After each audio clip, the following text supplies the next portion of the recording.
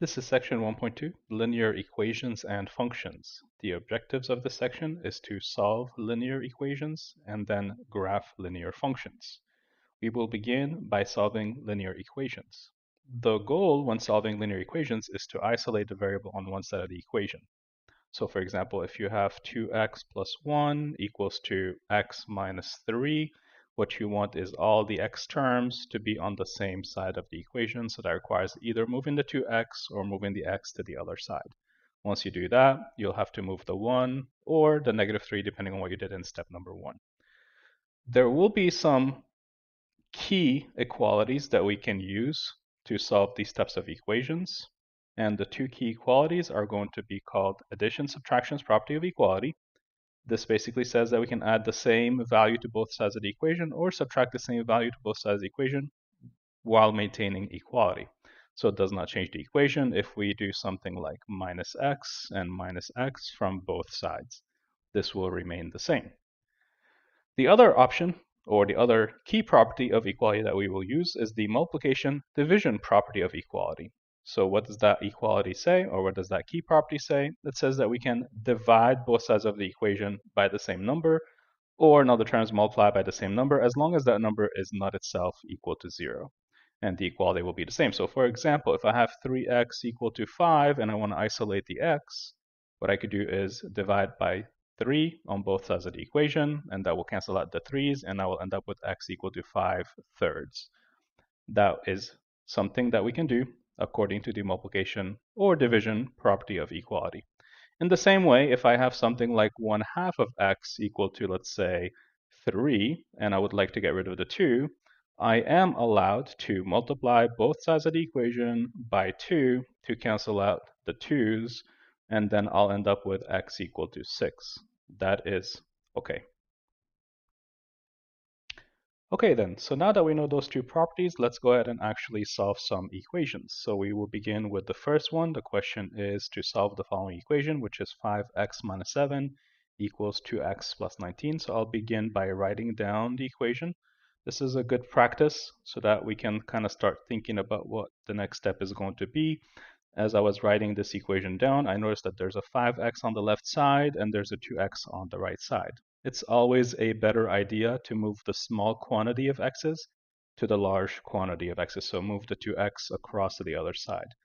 It's also a great idea to always begin by manipulating the variables before you decide what to do with the 7 and the 19. So with that in mind, I'm going to subtract 2x from both sides of the equation. And when I do that, the result will be 5x minus 2x, which will be 3x. And I'm going to have the negative 7 next to it. 2x minus 2x will be 0. And the next number is going to be 19. So now that we have isolated the variables, or at least put them on the same side, we see that there's a negative 7 next to the 3x. So that negative 7 needs to go away. Because it's being negated, I do the opposite of a minus, which is going to be a plus sign. So whatever you do on one side, you got to do the same on the other side. So there we go. And therefore, the 3x will come down, the 7's will cancel out, and we end up with 19 plus 7, which I believe is 26. And just so that we can see what's going on between the 3 and the x, there's nothing currently, but that means that there's multiplication. So the last thing I need to do is get the x by itself and get rid of the 3. To do that, I need to do the opposite of the multiplication, the 3 times x. The opposite of that will be to divide by 3. And whatever you do on one side, do the same on the other side. So finally, we have x equal to 26 over 3. This is because when you divide out the 3 by the 3, the answer will be 1 over 1. And 1 times x divided by 1 is just simply x. And so we are completely finished. X will be 26 over 3. Okay, so I hope that was pretty straightforward. Let's tackle another example. This one is a little bit more complicated. We have the 3x minus a 4 being multiplied by the quantity 2x plus 1, and it's equal to 8x minus 1 minus x. So the challenge here is that we have this parentheses with the 4 and the 2x plus 1. We need to kind of FOIL it out first, see what to do with it. And while we're doing that, we'll need to kind of clean up what happens. So I'm going to start by copying the 3x, and because the negative 4 is being multiplied by the 2x plus 1, we're going to grab the negative 4 and we're going to distribute it or multiply it with those two values. So negative 4 times 2 is going to be negative 8, and the x goes for the right. Negative 4 times 1 is going to be negative 4. And this is all equal to 8x minus 1 minus x. Now, on this side, I see an 8x and I see a negative x. They're technically like terms. So how about we just write 7x instead of 8 minus x? So 8x minus x, that's the same thing as 8x minus 1x, which is in reality just 7x. It's a little bit more efficient to do that, and this will help me out with the next step that I need to do later on. Okay, so now we will take a look again at the left-hand side of the equation. We have a 3x minus an 8x. Those are like terms. So together that's going to add up to negative 5x, and I'm just going to copy everything else down. Okay, so we have negative 5x minus 4 on one side on the left side of the equation, and we have 7x minus 1 on the right side. So it seems like it would be a better idea to move the negative 5x, this is the smaller quantity, to the side of the 7x. This will make the problem a little bit easier later on so that you can avoid a lot of negative signs. It's not wrong to move the 7x. You'll just have to deal with an extra negative that is a little bit difficult for some people. So to get rid of the negative 5x, I'm seeing a negative, so I do the opposite. The opposite of a negative is a positive. So I add 5x to both sides of the equation. And so I'll end up with 5x minus 5x will cancel out now. So negative 4 equal to 7 and 5, that's going to be 12x. Finally, there's a negative 1 at the end. And because the x terms are all on the right-hand side of the equal sign, I'm going to need to remove now the extra negative 1 that is next to them. And because it's being negated, I do the opposite of a negative sign, which is a positive. So I'll add 1 to both sides, and negative 4 plus 1 will remain as a negative 3. We will end up with the 12x, and then 1 minus 1 is just going to cancel out. We don't need to write anything there. Okay, again, just because there's nothing between the 12 and the x doesn't mean that there's no symbol. It's hidden, it's multiplication. And if I want to remove multiplication, I'll have to do the opposite, which is division. So I divide by 12, and then I divide by 12. Okay, so 12 divided by 12 is going to be 1 over 1 multiplied by the x is just going to be x. And I like to write my x's first usually, so I'm going to put x first equal to, and then negative 3 over 12. Those both numbers are divisible by 3. So when I divide by 3, I end up with negative 1 over 4. And this is it. With that in mind, we are done with the first objective of this section, which is solving linear equations. So now we are going to turn our attention to how to graph linear functions. So that's the next page, linear functions. And how do you know that you're dealing with a linear function? Typically, what you want to see in the problem is y equal to something like 2x plus 1, for example. The x has power 1, the y has power 1. Sometimes the y is not written. Sometimes we use a different variable, for example, f of x. And again, it's the same concept. The x will have a power 1. That's what makes the function a linear function. There are different ways of graphing these types of functions. We're going to mention just a few here. Now, it's important to realize that the number in front of the x, this 2 right here, is typically called the slope. This is a value or a line, it's a value that indicates how steep the line is, right? So typically, we refer to it as the rise over the run. In algebra, the way to find this number if you're given 2 points on the line is to apply the formula y2 minus y1 divided by x2 minus x1. This is also sometimes written as delta y over delta x. So the delta y just refers to the fact that we have a combination of y2 minus 1 on the numerator, and the delta x is basically the same thing. The symbol delta is used in math when you're subtracting two quantities. So if you have x2 minus x1, we like to call that delta x. It's just a shortcut, basically. So in this example, my slope is 2 because the number in front of the x is 2. So that means that 2 is the slope. So I would write m equal to 2. And every number has an invisible 1 underneath it. So in other terms, my rise is 2 and my run is 1. So we can use that value to graph the line. But this is not the only option. Sometimes we can make tables to graph lines or use other methods. Now, a few things to know is that if you have the equation written down in the form y equal mx plus b, that form is called the slope-intercept form. If your equation has y minus y1 equal to m times x minus x1, typically that's called the point slope form. This is very useful if you're given a slope and you're given a point on the line and you're asked to find the equation of the line. And finally, the standard form is the form where you have ax plus by. So the a's and the b's are random numbers. The x and y are together on the same side. And it's all equal to some random number called c. This is known as the standard form of the equation of the line. Okay, so usually what happens is the problem will ask you to find the equation of the line. So you'll start with the point slope form. And depending on how they want you to write the answer, you have to select one of the slope-intercept form or the standard form as your final answer. So when you present it, you have to present it as either y by itself or the x and y together, depending on what the problem is asking you to do. The exception to that are the special lines. If you have a vertical or horizontal lines, they will have special equations. For vertical lines, the equation will not have the letter y. It will just have the form of x equal to k, where k is a random number. So for example, if I see x equal to 3, that's the equation of the line that I'm working with. I'll know that this line is a vertical line. On the other hand, if my equation contains the letter y only, so something like y equal to 4, then I know that this equation is the equation of a horizontal line. And it's important to note that horizontal lines have slopes that are equal to 0, whereas vertical lines have slopes that are undefined. So if somebody asks me, this is the equation of the line, what's the slope of the line? Then I'll know this is a vertical line, so therefore the slope will be undefined. And if somebody says, hey, you have a line and its equation is y equal to 1/2, what is the slope? I know that the slope is basically 0. A horizontal line does not go up or down. So if you graph this on the xy plane, here's the xy plane, you'll have to find where 1/2 goes, and then the line is just going to be always the same height, always 1/2. Okay, so let's go ahead and practice some of these things. So the first problem is asking us to write an equation of the line that passes through the points 3, -4, and -1, -2.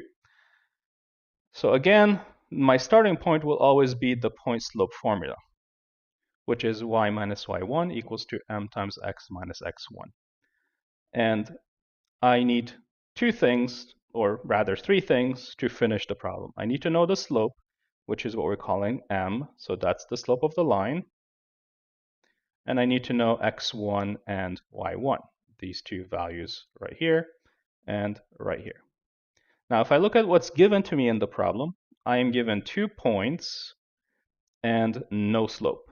So my attention will be to the slope.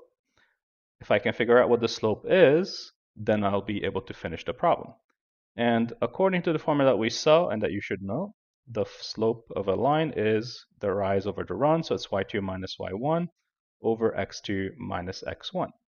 And in this particular instant, we are given multiple points. So which one do we want to be x1, y1? Which one do we want to be x2, y2? It really does not matter. So I'm just going to go with x1, y1, the numbers 3 and -4. x2 will be -1, and y2 will be -2.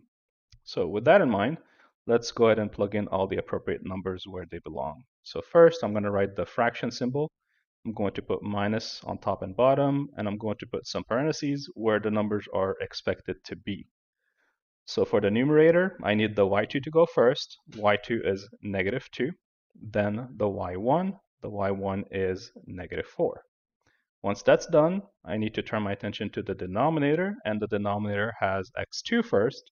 So again, this is -1 and x1, which in this case happens to be 3. Once I simplify this expression, I'll be able to write down the slope of the line. So in this case, the slope will be -2. Negative negative is going to be +4 divided by -1 minus 3. So let's see, this adds up to 2 on the numerator and -4 on the denominator, which is the same thing as 1 over -2. Instead of writing the negative on the denominator, you can write the negative in front of the fraction, or if you prefer, you can write it on the numerator. It really does not matter. For my convenience, I'll just put it on the numerator. So this is going to give me the slope of the line. And now what I need to do is figure out the equation of the line. So going back to the point slope formula, y minus y1 equals m. I know that m now is -1/2 because of all the calculations that we made prior to this.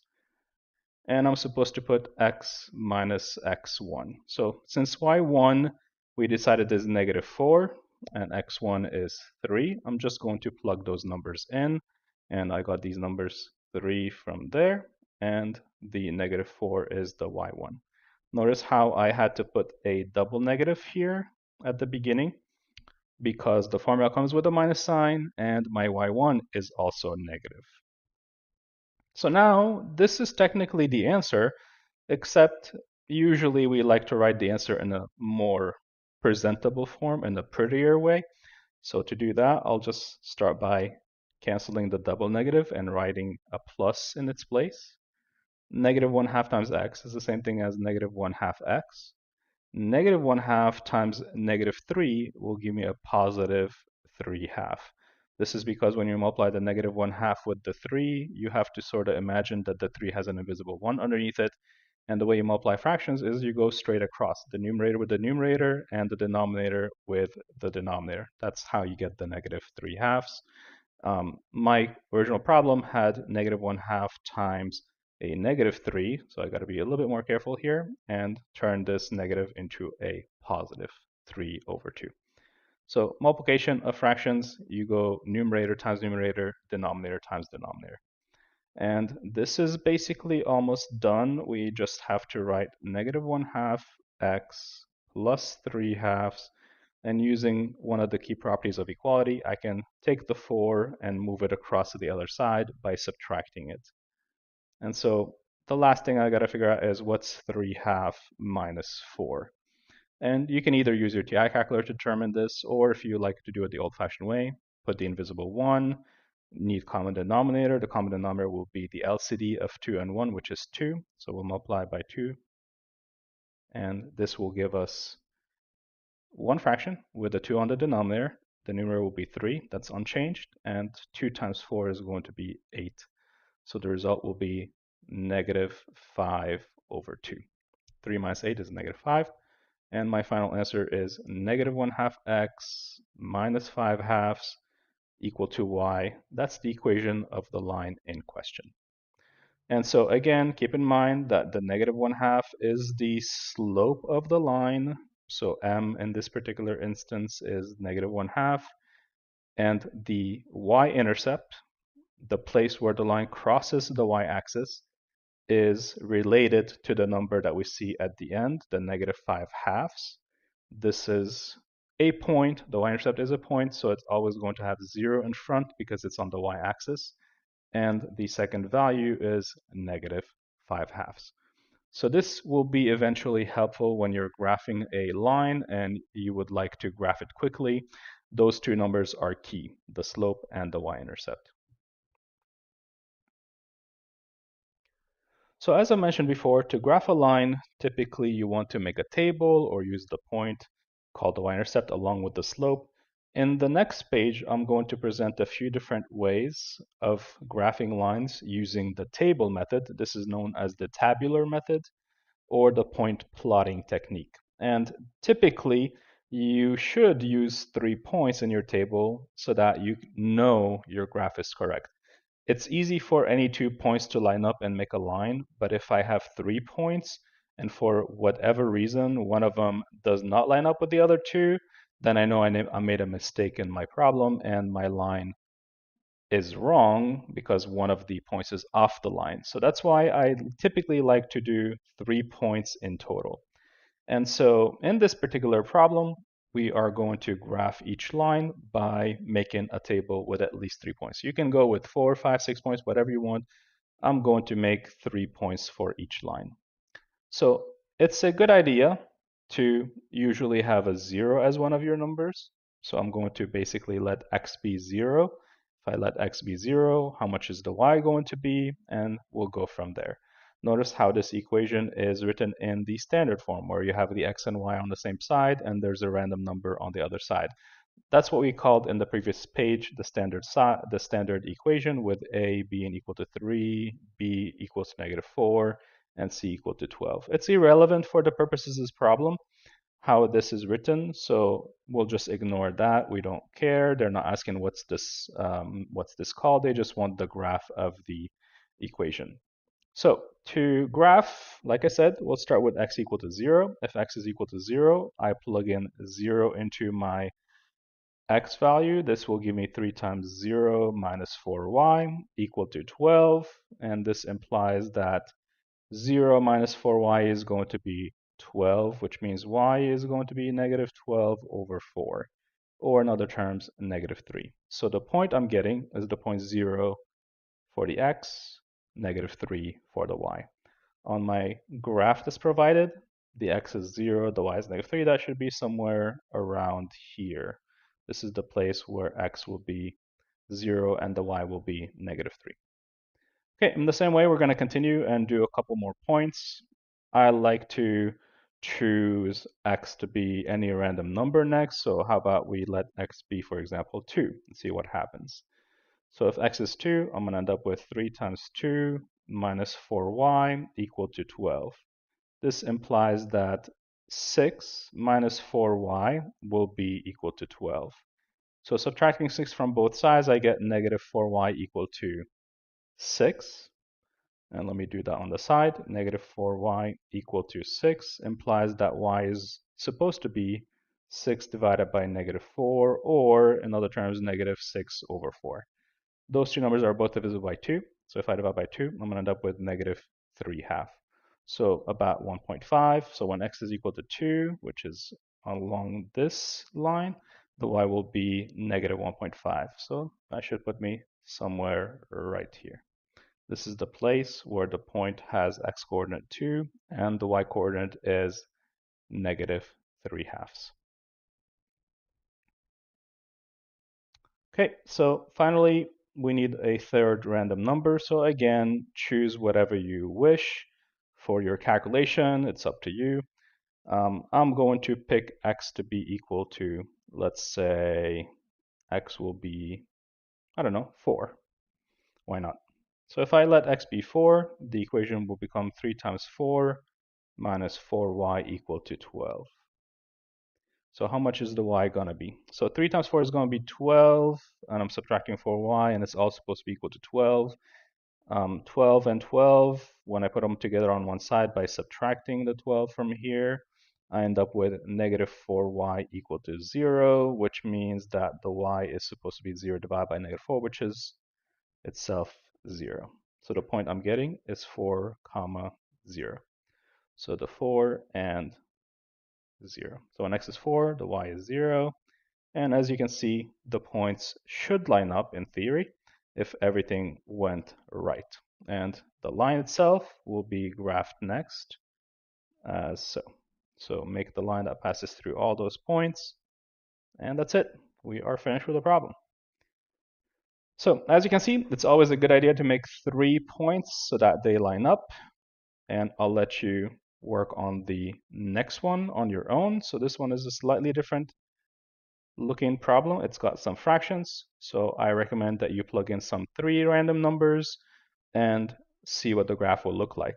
I'll pause the video here for a minute and I'll show you the answer. So I'll give you a second to pause the video and I'll show you the answer in a moment. Okay, hopefully you had a chance to work on this problem. I used some values, 0, 2, and 8, and it seems like this is a typo here. It should be a 2. When x is 0, the y should be equal to 6. When x is 2, the y is going to be 9/2, so 4.5.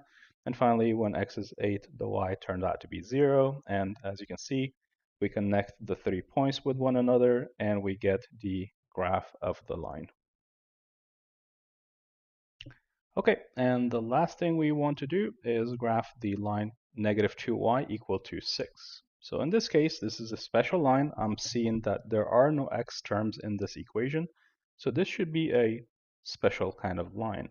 And if I plug in x equal to 0, well, there's no x to plug in 0 into, and I get the same equation, -2x equal to 6, which means that sorry, -2y equal to 6, which means y is going to be -3. So when x is 0, y will be -3. That gives me the first point on the line, which is somewhere down here. If x is equal to 1, again, I get the same result. There are no x's to plug in 1 into, so the y will be, again, -3. So when x is 1, the y will be -3. And in general, it doesn't matter what x you plug in. You can plug in any random number you like, and the y will always be -3. So when x is -4, the y will be -3, and this means that we're dealing with some sort of horizontal line. So it does not matter what x is, the y will always be -3. This is the line that we're dealing with. It's a horizontal line, and the slope of that line is 0 because it is horizontal. Okay, example 4 asks us to graph each line using the slope and the y-intercept. So we're no longer using the tabular method, we're using the method where we rely on the slope of the line and the y-intercept of the line to be able to graph the equation or to graph the line. So in this first problem, the y is -2/3 x plus 2. So a couple things that we can see right off the bat. This number in front of the x is known as the slope of the line, and we usually like to write -2/3 equal to m, or m equal to -2/3. This is the slope of the line. You have to pick a place where you put the minus. I'm going to put it on the numerator. So I'm going to assume that it's -2 all divided by 3. And so this tells me that the rise is going to be -2 and the run is going to be 3. So rise is -2 and run is 3. Now, the other thing I see from this problem is the last number on the side after the x variable is 2. So this tells me that the y-intercept, the place where the line crosses the y-axis, has the coordinates 0, 2. So how do we use this to our advantage? We use this to our advantage by doing the following. We begin by locating the point 0, 2, which is somewhere on the y-axis. And from here, what we will do is we will apply the rise over the run. So if the rise is negative, from this point that you begin with, you have to go down 2 steps in this case. So if I go down 2 steps, I'm going to go 2, then 1, and so that gets me to 0. And then from there, I have to run 3. So this is an intermediate point. This is not the final destination. This is just an intermediate location. From here, we must apply the run, which is 3. So we're going to run 3, which means we're going to move to the right 3 steps or 3 values. So I go to 1, then to 2, then to 3, and that gives me the second location or the final destination. And by connecting these 2 points, we end up graphing the full line. So the special thing to remember is if your rise is negative, go down. If your rise is positive, go up. If your run is positive, go to the right. If your run is negative, go to the left. It's very rare when you'll have 2 negative signs on the numerator and the denominator. If that happens, you should start by canceling out those numbers and just go up 2 steps and to the right 3 steps if you see something like a -2 divided by -3, for example. That's rare to happen. Typically, it does not. Looking at the second problem, my equation is 3x minus 2y equals to 8. This is in standard form. It's not in the y-intercept form. So what I'll do is I'll begin by rewriting it slightly so that I can see the slope and the y-intercept. To do that, I'll have to get rid of the minus 2y, make it positive. So I'll just add 2y to both sides of the equation, and the 8 will be written at the end. Next, I'm going to get rid of the 8. So subtract 8 from both sides, and you'll have 2y equal to 3x minus 8. And finally, I want the y by itself, so I'll just divide by 2. So the y is going to be 3 over 2x minus 8 divided by 2 will be the same thing as 4 over 1. So from this, I can tell that the slope is 3/2. That's because the number in front of the x is 3/2. And the y-intercept in this particular instant, the y-intercept is the point 0, -4. Okay, the -4 is the number we see at the end. So that's going to be the indication of where the y-intercept is. So begin at the y-intercept, which is in this case 0, -4. So the x is 0, y is -4. That puts us on the y-axis. And apply the rise and the run. In this problem, the rise is 3 and the run is 2. So we will have to go 3 steps up, 2 steps to the right. So I'm going to go 3 steps up from -4. That gets me to -2, then -1. That's the kind of middle location. We pause for a second and we apply the run, which is 2. So that gives us 1 step to the right and then another step to the right. And this is the final destination. We can get rid of all the intermediate steps. And connecting those 2 dots will give us the full graph of the line. So let me just make sure it lines up with my points. And that's the end. So that's how you graph your line using the slope and the y-intercept. So let's just practice real quickly the other 2. In the third problem, we're given y equals to 2/3 x. And as we can see, there is no number after the x. That indicates that there's a 0 there. And so in this instant, I can tell that my slope is 2/3. So m will be 2/3. So that means the rise will be 2 and the run will be 3. So from wherever my y-intercept is, I'm supposed to rise 2 steps. And from whatever y-intercept I have, I got to run 3 steps. What is the y-intercept? The y-intercept in this case, I look right here at the 0 to see what the values are. Remember the y-intercept, nobody's going to tell you this, you have to know this by yourself. 0 is always the first number, and you get the second number by looking at the equation. In this case, we happen to also have a 0 there. So that is another name for the origin. 0, 0 is at the origin. So from here, we must go up 2, then run 3. So go up 2, then run 3. That puts us right there. If you don't know the location of this point, it's 3 on the x-axis, 2 on the y-axis, so the point itself is 3, 2, if you're interested in graphing it. And finally, we just connect the 2 dots with one another to finish the full graph of the line, which is y equal to 2/3 x. Okay, last part, we have 3 plus y equal to 1. Again, this equation is not in the slope-intercept form because the y is not alone. It has a 3 next to it.